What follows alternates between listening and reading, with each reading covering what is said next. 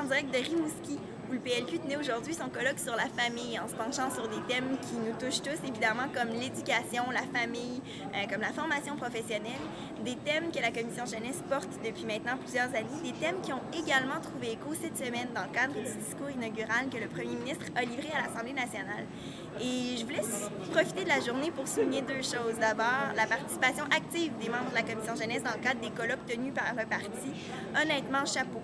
Vous me rendez fière d'être libérale, vous me rendez fière d'être une jeune libérale par votre participation, par votre enthousiasme. Deuxième chose que je voulais souligner,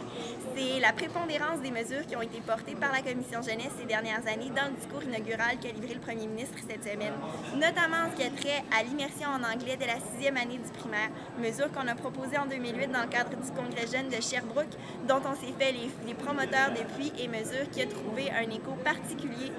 auprès du premier ministre dans le cadre de son discours inaugural. On peut être fiers d'avoir été les porteurs d'une mesure comme celle-ci au cours des dernières années, et puis on peut dire mission accomplie, chapeau à tous. Deuxième mesure qui a trouvé écho dans le cadre du discours inaugural du premier ministre, celle de porter les redevances qui vont être perçues auprès de l'industrie minière dans le fond des générations, pour faire en sorte que notre génération, celle de nos enfants, n'auront pas à supporter une dette qui est trop lourde. Le Fonds des générations, c'est l'outil que nous, on a imaginé pour gérer la dette au Québec, et je suis fière de constater aujourd'hui qu'on va renforcer cet outil-là davantage, qu'on va s'en servir à son plein potentiel pour assurer la qualité de vie des générations futures. Troisième mesure que je souhaitais porter à votre attention, celle du nouveau plan de redevance sur les produits de l'industrie minière et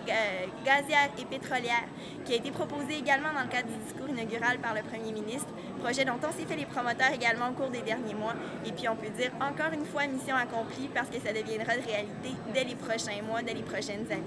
Félicitations, les jeunes libéraux ont fait du bon travail et on continue.